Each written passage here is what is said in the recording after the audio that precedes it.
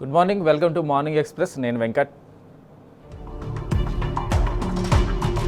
గులాబీ పండుగకు సర్వం సిద్ధమైంది. రాష్ట్ర సాధన కోసం ఏర్పాటై తెలంగాణను అభివృద్ధి పదంలో నడిపించిన బీఆర్ఎస్ పార్టీ 26వ వసంతంలోకి అడుగుపెట్టింది. తెలంగాణ ఉద్యమంతో పాటు 10 ఏళ్ల పాటు తెలంగాణకు సుపరిపాలన అందించడంలో, 2.5 ప్రజల గొంతుకగా నిలవడంలో బీఆర్ఎస్ తన ప్రత్యేకతను చాటుతూనే ఉంది.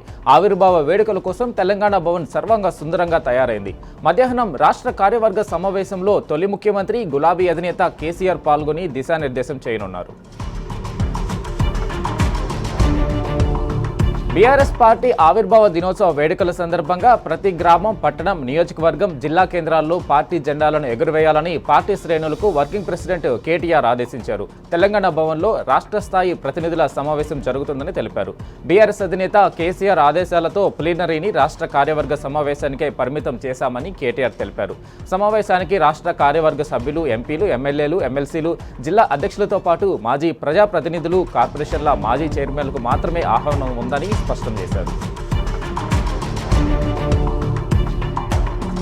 కాంగ్రెస్ పార్టీ 60 ఏళ్లు అధికారంలో ఉన్న నల్గొండ జిల్లాకు మెడికల్ కాలేజీలు తీసుకురాలేదని, కేసీఆర్ 10 ఏళ్ల పాలనలోనే 3 మెడికల్ కాలేజీలు తీసుకొచ్చారని చెప్పారు కేటీఆర్. కేసీఆర్ హయాంలోనే యాదాద్రి లక్ష్మీ నరసింహుడి క్షేత్రాన్ని 1800 కోట్లతో అభివృద్ధి చేసి దేశానికే తలమానికంలా నిలిపారన్నారు. భారతదేశంలోనే పెద్దదైన థర్మల్ పవర్ ప్లాంట్ను దామరచర్లలో బీఆర్ఎస్ హయాంలో ఏర్పాటు చేశామన్నారు కేటీఆర్. ఒకరకే మాజీ సర్పంచ్ గాడ్గే మీనాక్షి ఆధ్వర్యంలో ముందస్తుగా బీఆర్ఎస్ పార్టీ ఆవిర్భావ దినోత్సవ వేడుకలు నిర్వహించారు. ఎడ్లబండిపై కేసీఆర్, కేటీఆర్ చిత్రపటాలకు పాలాభిషేకం చేశారు గ్రామస్తులు. రాక్షస పాలన పోవాలి, కేసీఆర్ పాలన రావాలి అంటూ రైతులు నినాదాలు ఇచ్చారు.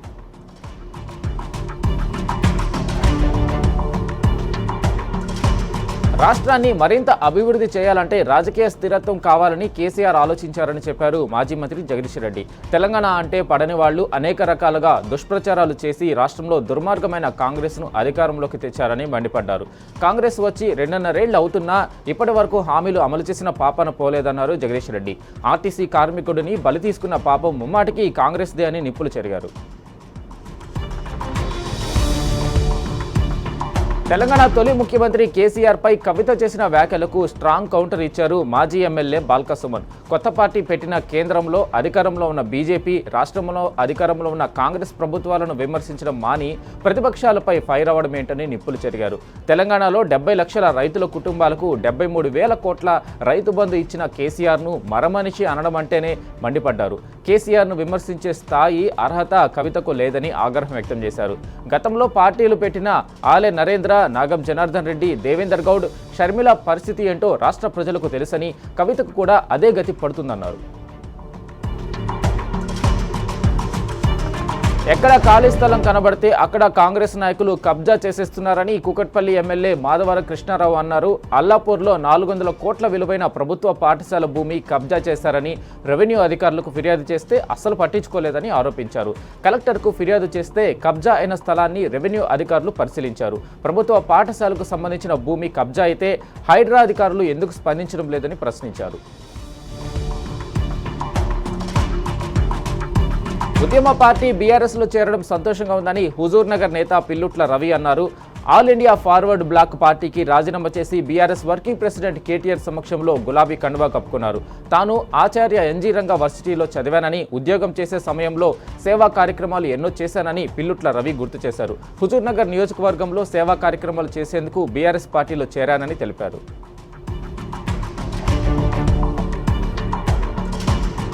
అభివృద్ధి జరగాలంటే బీఆర్ఎస్ రావాలి, గ్రామాలు వికాసాభివృద్ధి చెందాలంటే కేసీఆర్ పాలనే కావాలని షాబాద్ బీఆర్ఎస్ నేతలు అంటున్నారు. షాబాద్ మండలంలోని తాళ్లపల్లి గ్రామానికి చెందిన కాంగ్రెస్ కార్యకర్తలు, నాయకులు ఆ పార్టీకి రాజీనామా చేసి బీఆర్ఎస్లో చేరారు. తాళ్లపల్లి మాజీ జెడ్పీటీసీ పట్నం అవినాష్ రెడ్డి సమక్షంలో వారంతా గులాబీ కండువాలు కప్పుకున్నారు. రానున్నది బీఆర్ఎస్ ప్రభుత్వమేనని ఈ సందర్భంగా అవినాష్ రెడ్డి అన్నారు.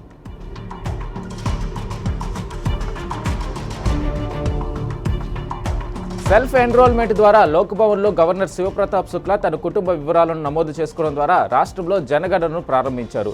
రాష్ట్ర పౌరులంతా జనగణనలో భాగం కావాలని ఆయన పిలుపునిచ్చారు. తెలంగాణ ఏర్పడిన తర్వాత జరుగుతున్న తొలి జనాభా లెక్కలకు అందరూ సహకరించాలని కోరారు. ప్రజల సామాజిక, ఆర్థిక స్థితిగతులు తెలుసుకునేందుకు, అభివృద్ధి, సంక్షేమ పథకాలను అర్హులకు అందించేందుకు జనగణన కీలకమన్నారు.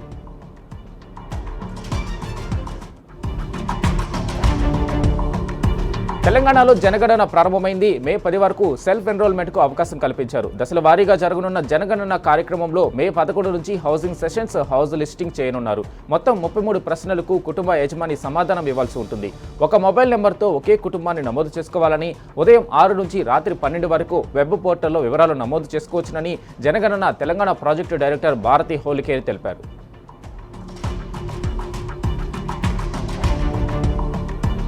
జనగణన ప్రక్రియకు జిల్లాలో అన్ని ఏర్పాట్లు పూర్తి చేసినట్లు ఆదిలాబాద్ జిల్లా కలెక్టర్ రాజర్షి షా తెలిపారు. వికసిత భారత్ 2047 లక్ష్య సాధనలో ఖచ్చితమైన గణాంకాల ప్రాముఖ్యతను వివరించారు. ప్రజలందరూ బాధ్యతగా పాల్గొని సమగ్ర సమాచారాన్ని అందించాలని పిలుపునిచ్చారు. జనాభా గణన ప్రక్రియను 2 దశల్లో నిర్వహించనున్నట్లు ఆయన వివరించారు.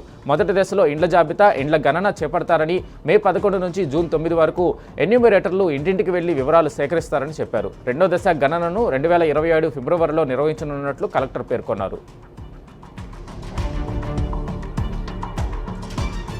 విద్యార్థుల జీవితాలతో కాంగ్రెస్ చెలగాటమాడుతుందని ప్రభుత్వ మాజీ చీఫ్ విప్ దాస్యం వినయ్ భాస్కర్ విమర్శించారు. 8,000 కోట్ల రూపాయల ఫీజు రీయింబర్స్మెంట్ బకాయిలు చెల్లించకపోవడం వల్ల వందలాది మంది విద్యార్థులు తీవ్ర ఇబ్బందులు ఎదుర్కొంటున్నారని అన్నారు. దీంతో 13 లక్షల మంది విద్యార్థుల భవిష్యత్తు అగమ్య గోచరంగా మారిందని అన్నారు. బీఆర్ఎస్ ఆధ్వర్యంలో నిర్వహించనున్న పోరుబాటుకు సంబంధించిన పోస్టర్ను ఆయన ఆవిష్కరించారు. నాగర్ కర్నూలు జిల్లా కొత్త కలెక్టర్గా హేమంత్ కేశవ్ పాటిల్ బాధ్యతలు స్వీకరించారు. బదిలీపై వెళ్తున్న కలెక్టర్ బాదావత్ సంతోష్ నుంచి ఆయన బాధ్యతలు స్వీకరించారు. జీహెచ్ఎంసీ ఎల్బీ నగర్ జోనల్ కమిషనర్గా పనిచేసిన ఆయనకు ఈ బాధ్యతలు అప్పగించారు.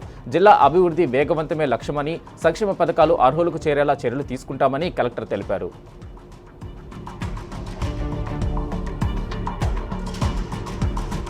కొండపోచమ్మ సాగర్ నుండి సంగారెడ్డి కెనాల్లోకి నీటిని విడుదల చేయాలని రైతులు డిమాండ్ చేస్తున్నారు. వర్గల్ మండలం గౌరారం కెనాల్ వద్ద రైతులు పెద్ద ఎత్తున ధర్నాకు దిగారు.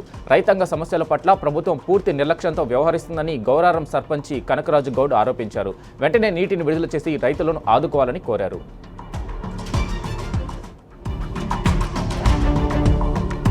నిర్మల్ జిల్లా బైంసాలో పెట్రోల్ కొరత ఏర్పడింది. టౌన్ పరిధిలో 5 పెట్రోల్ బంకులు ఉండగా ఆయా పెట్రోల్ బంకుల్లో నో స్టాక్ బోర్డులు దర్శనమిచ్చాయి. హడావిడిగా రోడ్డెక్కిన వాహనదారులు పెట్రోల్ లేకపోవడంతో తీవ్ర ఇబ్బందులు ఎదుర్కొంటున్నారు.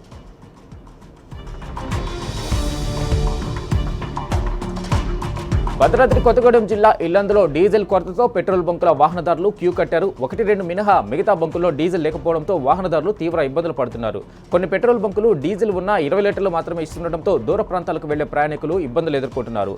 ఏజెన్సీ ప్రాంతంలో డీజిల్ సప్లై చేయకపోవడంతో ఈ పరిస్థితి ఏర్పడిందని పెట్రోల్ బంక్ యజమానులు చెబుతున్నారు. ఇప్పటికైనా అధికారులు స్పందించి డీజిల్ సప్లై చేయాలని డిమాండ్ చేశారు.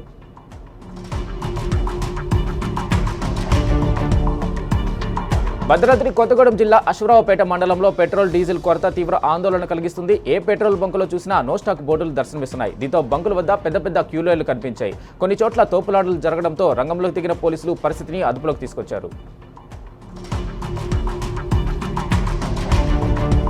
పుప్పాలగూడ ప్రాంతంలో నివాసం ఉండేవారు నిత్యం నరకం చూస్తున్నారు. వీఐపీల తాకిడి ఎక్కువగా ఉండడంతో ఈ ప్రాంతంలో నిత్యం గంటల కొద్దీ ట్రాఫిక్ నిలిచిపోతుంది. సీఎం వస్తున్నాడంటూ గంటకు పైగా ట్రాఫిక్ నిలిచిపోవడంతో ఆగ్రహావేశాలకు లోనైన స్థానికులు కార్ల హారన్ మోగిస్తూ పుప్పాలగూడ టోల్గేట్ వద్ద నిరసన వ్యక్తం చేశారు. సీఎం తీరుపై మండిపడ్డారు. సామాన్యులను అనేక ఇబ్బందులకు గురిచేస్తున్నారంటూ ఫైర్ అయ్యారు. మహబూబాబాద్ జిల్లా తాళ్లపూసలపల్లెలో రైతుల ఆరుగాలం కష్టం బుగ్గిపాలైంది. విద్యుత్ వైర్లు తెగిపడి ప్రమాదవశాత్తు మొక్కజొన్న పంట కాలిపోయింది. మక్క పంట చేనులో ఉంచిన విద్యుత్ వైర్ల నుంచి ఒక్కసారిగా మంటలు రావడంతో ప్రమాదం జరిగిందని రైతులు చెబుతున్నారు. వేసవి కావడంతో మంటలు ఎంతకీ అదుపులోకి రాక సుమారు 15 ఎకరాల్లో మొక్కజొన్న పంట కాలి బూడిదైంది. అమ్మకానికి సిద్ధంగా ఉన్న కంకుల రాశికి మంటలు అంటుకోవడంతో రైతులు బోరున వెలుపరించారు.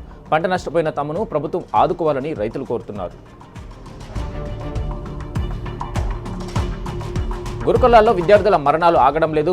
మహబూబాబాద్ జిల్లా తొర్రూరు మండలం నాంచారి మడూరు మహాత్మా జ్యోతిబా పూలే గురుకులంలో డిగ్రీ మొదటి సంవత్సరం చదువుతున్న రాచర్ల కార్తిక్ అనే విద్యార్థి ఆత్మహత్యకు పాల్పడ్డాడు. అయితే కార్తిక్ మరణంపై అనుమానాలు వ్యక్తమవుతున్నాయి. తాము వచ్చేలోపు మృతదేహాన్ని ఆసుపత్రికి తరలించారని కార్తిక్ తల్లిదండ్రులు ప్రశ్నిస్తున్నారు. కనీసం సీసీ కెమెరాలు సైతం అందుబాటులో లేకపోవడం అధికారుల నిర్లక్ష్యానికి నిదర్శనమని విమర్శిస్తున్నారు.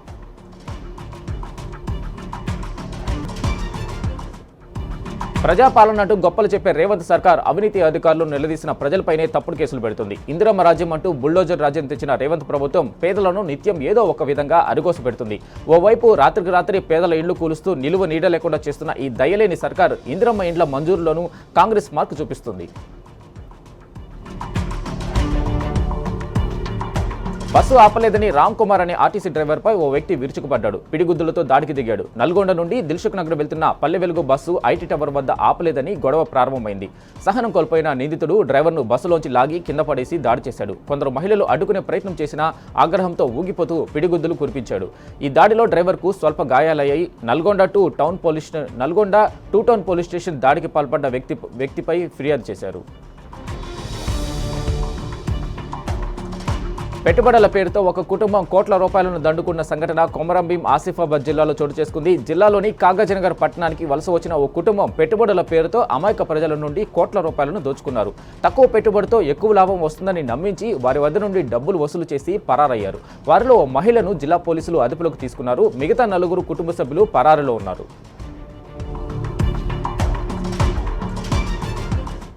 పెద్దపల్లి జిల్లా గోదావరికని సింగరేణి క్రీడా మైదానంలో అవంతిక హైదరాబాద్ తెలంగాణ రన్ 2026 కార్యక్రమాన్ని నిర్వహించారు. వందలాది మంది క్రీడాకారులు 2K, 5K, 10K రన్లో ఉత్సాహంగా పాల్గొన్నారు. ఇందులో పాల్గొన్న ప్రతి క్రీడాకారునికి నిర్వాహకులు పథకాలు అందజేశారు.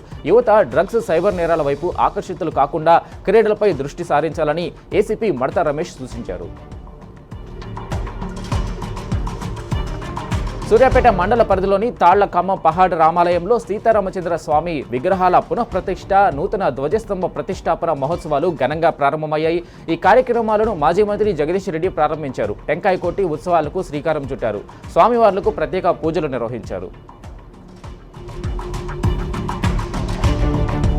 యాదగిరిగుట్టలో నరసింహ జయంతి ఉత్సవాలు అంగరంగ వైభవంగా జరుగుతున్నాయి.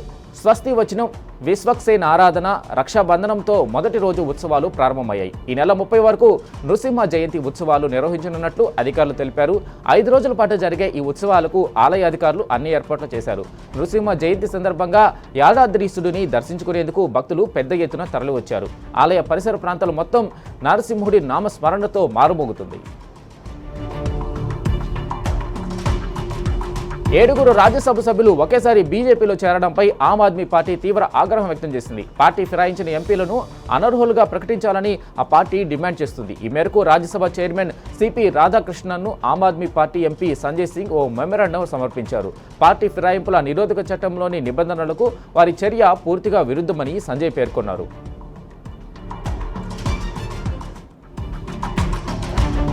పశ్చిమ బెంగాల్లో తుది దశ ఎన్నికల ప్రచారం చివరి ముగింపుకు చేరుకుంది. ప్రచారానికి ఇంకా కొన్ని గంటలే మిగిలి ఉండడంతో ప్రధాన పార్టీల నాయకులంతా వాయువేగంతో నియోజకవర్గాలను చుట్టేస్తున్నారు. కోల్కతాలోని కాళీఘాట్ ప్రాంతంలో ముఖ్యమంత్రి మమతా బెనర్జీ 2-వీలర్పై తిరుగుతూ ఓటర్లను కలుసుకున్నారు. బెంగాల్ ప్రజలను విడదీయాలని కుట్ర పన్నుతున్న బీజేపీకి తగిన బుద్ధి చెప్పాలని ఆమె విజ్ఞప్తి చేశారు. పశ్చిమ బెంగాల్ మినహా తమిళనాడు, పుదుచ్చేరి, కేరళ, అసోం రాష్ట్రాల్లో అసెంబ్లీ ఎన్నికలు ముగిశాయి. ఫలితాలు వెలువడడానికి ఇంకా వారం రోజులు సమయం ఉండడంతో నేతలంతా హాలిడే మూడ్లోకి వెళ్లిపోయారు. తమిళనాడు ముఖ్యమంత్రి ఎంకే స్టాలిన్ కుటుంబంతో కలిసి కొడైకెనాల్లో సేద తీరుతున్నారు. సరదాగా వాకింగ్కు వెళ్లిన ఆయన స్థానికులతో సెల్ఫీలు దిగుతూ ఎంజాయ్ చేస్తున్నారు. మణిపూర్ మళ్లీ బగ్గుమంది. Coordinating committee on Manipur integrity నిర్వహించిన ర్యాలీ తీవ్ర ఘర్షణలకు దారితీసింది. మణిపూర్ ముఖ్యమంత్రి ఇంటిని ముట్టడించేందుకు ప్రయత్నించిన ఆందోళనకారులపై భద్రతా దళాలు టీయర్ గ్యాస్ షెల్స్ ప్రయోగించి చెదరగొట్టారు. దీంతో పలు ప్రాంతాల్లో హింసాత్మక ఘటనలు చోటు చేసుకుంటున్నాయి.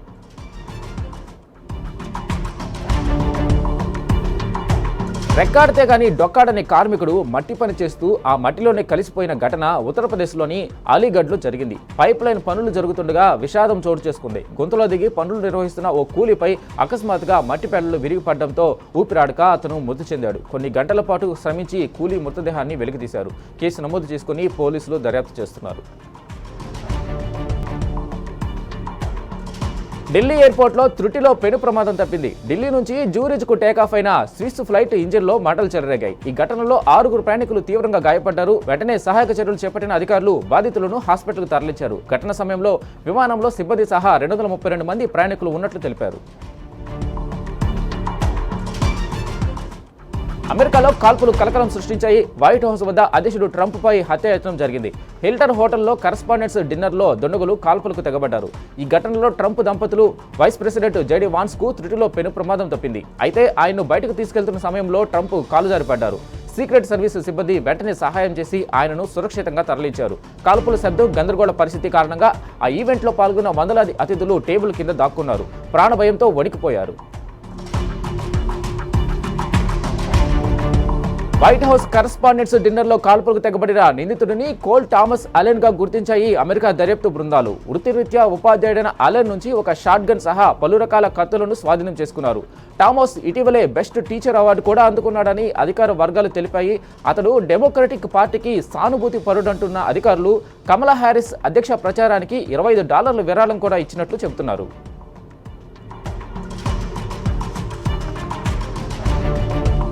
అమెరికాతో శాంతి చర్చలపై అనిశ్చితి నెలకొన్న వేళ ఇరాన్ అధ్యక్షుడు మసూద్ పెజెష్కియాన్ కీలక వ్యాఖ్యలు చేశారు. ఓడరేవుల దిగ్బంధం, బెదిరింపుల నడుమ ఆ దేశంతో చర్చలు అసాధ్యమని తేల్చి చెప్పారు. చర్చలకు మధ్యవర్తిత్వం వహిస్తున్న పాక్ ప్రధానికి ఫోన్ చేసిన ఆయన టెహ్రాన్ వైఖరిని స్పష్టం చేశారు. ఇరాన్ తన సార్వభౌమాధికారాన్ని వదులుకోదని, అలాగే ఒత్తిళ్లకు తలొగ్గి ఒప్పందాలు చేసుకోబోదని పేర్కొన్నారు. ప్రస్తుత ఉద్రిక్తతలకు అమెరికానే కారణమని ఆరోపించారు పెజెష్కియాన్. ఇరు దేశాల మధ్య చర్చలు జరగాలంటే ముందుగా అమెరికా ఆంక్షలను తొలగించి చిత్తశుద్ధిని నిరూపించుకోవాల్సి ఉంటుందన్నారు.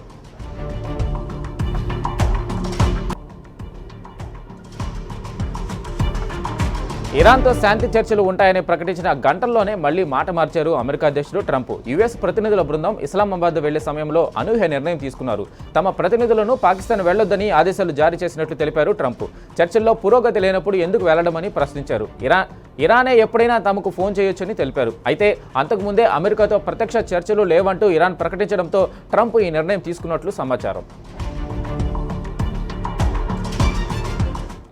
అమెరికా ఇజ్రాయెల్ భీకర దాడులతో ఇరాన్ ఆర్థిక వ్యవస్థ మరింత క్షీణించింది. కరెన్సీ విలువ తగ్గి ద్రవ్యోల్బణం పెరిగి గడ్డు పరిస్థితులను ఎదుర్కొంటుంది.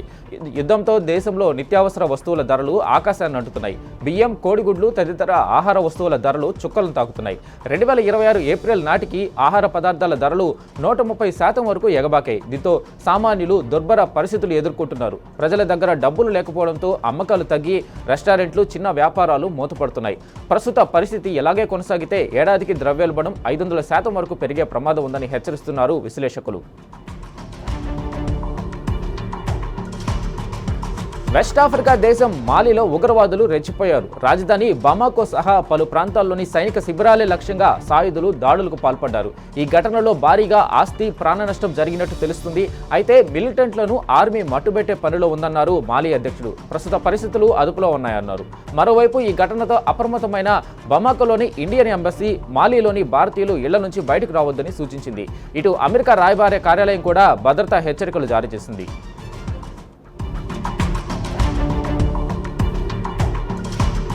జపాన్లో కార్చిచ్చు కల్లోలం సృష్టిస్తుంది. ఇవాటే ప్రిఫెక్చర్లోని వేర్వేరు ప్రాంతాల్లో చెలరేగిన మంటలు తీవ్రంగా విస్తరించాయి. అగ్నికీలల దాటికి వేల ఎకరాల అటవీ ప్రాంతం అగ్నికి ఆహుతైంది. మంటలను అదుపులోకి తెచ్చేందుకు ఫైర్ సిబ్బంది గంటల కొద్దీ శ్రమించారు. సమీప ప్రాంతాలను ఖాళీ చేయించారు. దాదాపు 5,000 మందిని సురక్షిత ప్రాంతాలకు తరలించారు. 2025 తర్వాత ఇదే అతిపెద్ద అగ్ని ప్రమాదం అంటున్నారు అధికారులు.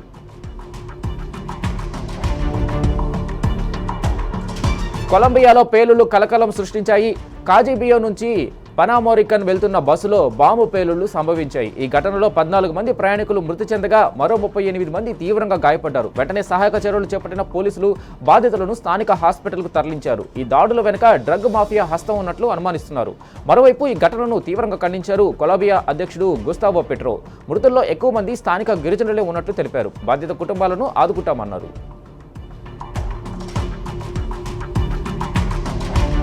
విశాఖ జిల్లా వడ్లపూడిలో ప్రమాదం జరిగింది. ఆటోనగర్ నుంచి దువ్వాడ వెళ్లే మార్గంలో నిర్మాణంలో ఉన్న ఆర్ఓబి వంతెన కూలి 7గురికి తీవ్ర గాయాలయ్యాయి. పిల్లర్లకు మధ్య కాంక్రీట్ వేస్తున్న సమయంలో ఈ ప్రమాదం జరిగింది. క్షతగాతులను సమీప ఆసుపత్రికి తరలించి చికిత్స అందిస్తున్నారు. ఈ ఘటనపై అధికారులు విచారణ జరుపుతున్నారు.